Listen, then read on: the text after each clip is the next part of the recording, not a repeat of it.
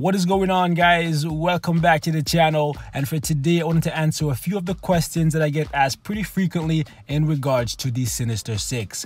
Questions like which ones are the best, which ones you should build first, which ones you should tier 2, and which ones you should just leave at tier 1 pretty much indefinitely, because giving them their tier 2 passive is not really going to make them that much stronger. As of right now, I have every single one of these characters in a position where I could tier 2 them whenever I feel like it, and the only reason why some of them are not a tier 2 is because I have better characters in my roster. However, some of them do in fact deserve their tier 2 passive because they become very good characters. So with that said, guys, let's jump out here and I'll take you guys into my roster and I'll show you guys how they're set up, and I'll give you guys a list from 1 to 6 from best to worst, and I'll also leave you guys with my thoughts in regards to why I rank them the way I do. And number 1 on this list needs no introductions, guys. Vulture. Vulture in this uniform is an absolute monster, and I dare say even without this uniform, with the default look, granted I'm not a fan of the default look, even though this is exactly how he's supposed to look because this is true to the comics.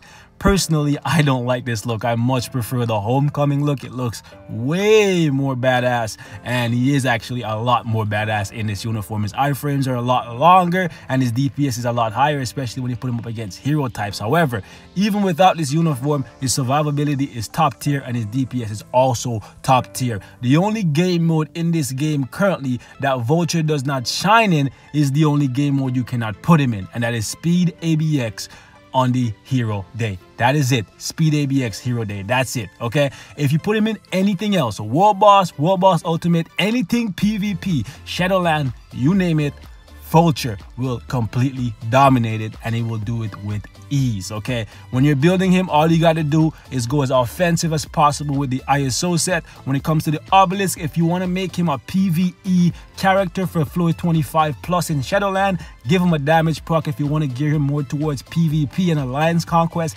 give him something with invincibility. That's all you really need to do. And when it comes to his skills, you want to max out 5, 4, and 1, because those are the ones that you're going to use pretty much all the time. In this uniform, you don't need to use any other skills, and Vulture will just fly across the map and rip everything to shreds, guys. Give him as much crit rate and crit damage as you possibly can, and you are set with this guy. He's a complete freaking monster. And number 2 for me, guys, has to be Sandman, because he's a really good farmable combat supervillains, and we don't have very many of those in the game right now. So if you don't have the likes of Apocalypse, Scourge the Executioner, and Carnage, since he's premium, Sandman is going to be the closest thing you can get to a very solid combat supervillain. When it comes to building this guy, you most definitely want to go with a damage proc for the obelisk. You want to go with an offensive ISO set, and when it comes to his skills, to be honest, every single one of them is useful depending on the situation. Okay, the 3 skill has a very nice buff,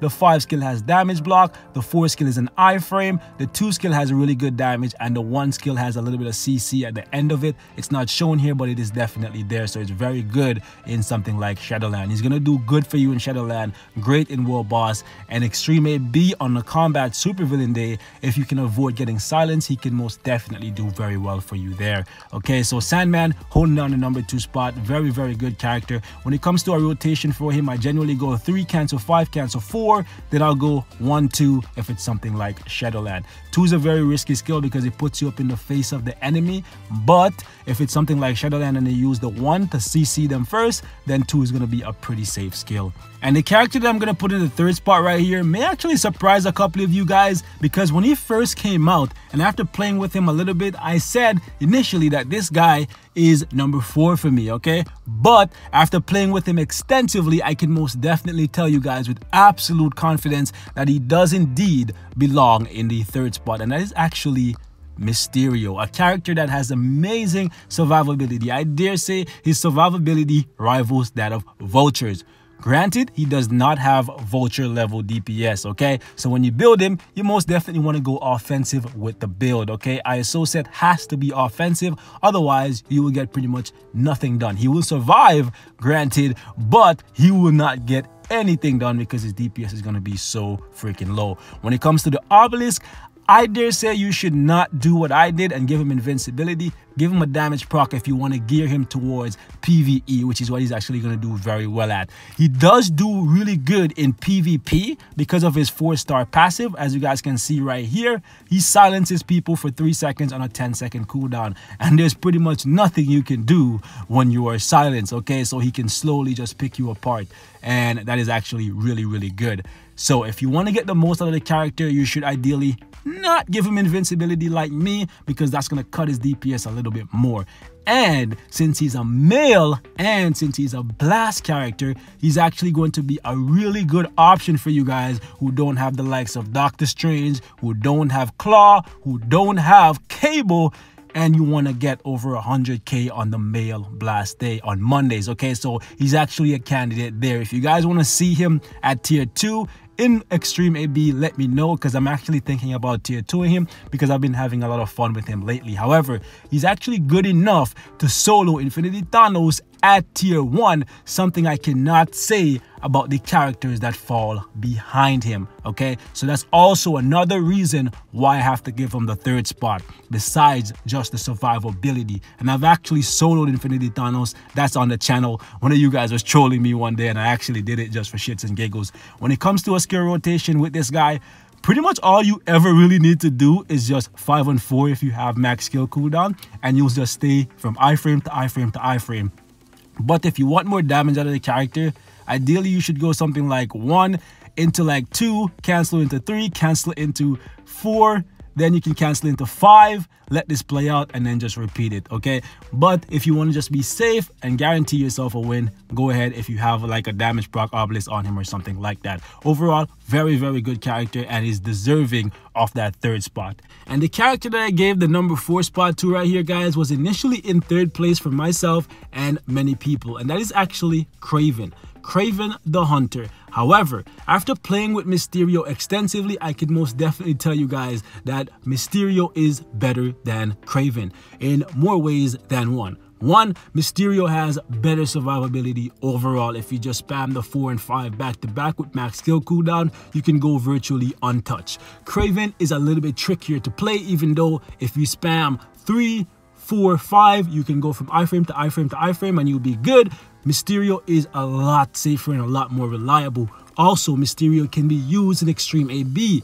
Kraven cannot. So those are 2 big reasons right there. And on top of that, his DPS is around the same as Mysterio. So for those reasons, I have to put him behind Mysterio. Still a good character, a very good character, but in my opinion, he is indeed behind Mysterio. When it comes to his build, you most definitely want to go offensive with the ISO set, because like I said, his DPS is comparable to someone like Mysterio, which is not very good. And on top of that, you most definitely don't want to go with what I have. And the reason why I have invincibility on these 2 characters, Mysterio and Kraven, is because I generally just use them on low Shadowland floors, and then I throw them into Alliance Conquest, and the invincibility helps them stay alive longer. However, they can most definitely, even with these builds, take on world boss stages.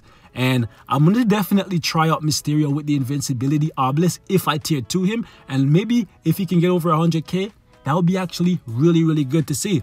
So, Kraven, if you want to get the most out of him, damage proc is the good idea to go with.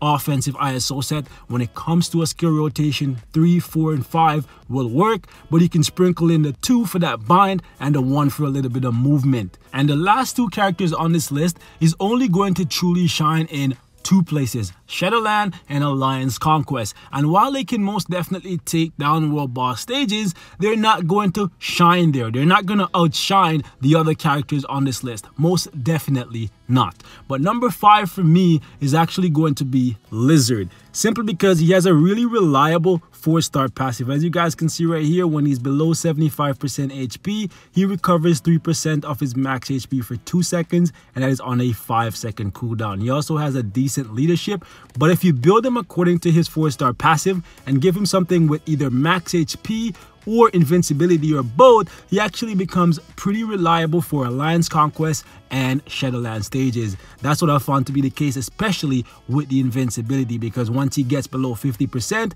and that invincibility kicks in, he's just going to start healing like crazy and he's going to go right back up to above 75%. So really good if you give him invincibility, but most definitely give him an offensive ISO set to complement him, because he's going to need a bump to his damage. Even though he has a big buff on the 5 skill, his DPS is not out of this world. When it comes to a skill rotation with this guy, I generally go something like 5 into 3 because it's a slight iframe and it buffs him as well. And then after that, I like to go something like 4, and then I'll go right into 2 because 2 is also an iframe in this guy's kit. Okay, last on this list is Rhino, guys. Rhino. The biggest guy out of the lot is the weakest guy out of the lot. Okay, muscle doesn't always translate to strength, and in this case it is true. When it comes to his kit, he has a couple of iframes in here. He has a really big buff on his 3 skill, which will give you the idea that his DPS is out of this world, but it's really not. The best thing about this guy's kit is actually his 5 skill, because he has a long iframe here. The stun is kind of wasted on this skill. His skills are really slow and sluggish, as they should be, and it exposes him and makes him very vulnerable. All this muscle, he still can't take very many hits. His 4-star passive, as you guys can see right here, not very good at tier 1, but at tier 2 it gets better. But to be honest with you guys, it's not getting to the level of someone like Luke Cage, so that's not gonna do anything for you, because even Luke Cage is outshined in PvP, and PvP is all Luke Cage is really known for. And if Rhino was even weaker than Luke Cage at tier 2, then there's really no point. Granted, I would say Rhino is a lot better than Luke Cage in Shadowland, because he has better DPS than Luke Cage. Okay, when it comes to his build, you want to most definitely give him an offensive ISO set. For the obelisk, it's completely up to you if you want to give him a damage proc. I chose to give him invincibility because, like I said, Alliance Conquest is also one of the places where he's going to be of any use to me. But that is it for the list, guys. When it comes to who you should tier 2, personally, only 3 of these characters are deserving of their tier 2 passives for me. One is obviously Vulture. Vulture's tier 2 passive is actually very good. As you guys can see right here, it increases his damage, gives him some guaranteed dodge, some guaranteed crit. That is freaking amazing. That's going to bump up his DPS even more than it already is. Sandman, he needs his tier 2 passive simply because of the fact that it gives him some additional damage, and being tier 2 is what you're going to need if you want to use him in Extreme AB. The only reason he's not already at tier 2 is because I already have Apocalypse, I already have Carnage, and I already have Scourge at tier 2. So no real need for me to be in a rush to tier 2 him. Number 3 is obviously Mysterio. Mysterio, his tier 2 passive is simply to bump up his DPS. That way you can use him in Extreme AB on the Blast Mail Day. That is it for the list, guys. Let me know what your list looks like based on your experiences with all of these characters. And that's it for this one. Thank you guys so much for watching. Peace and love. And I'm gone.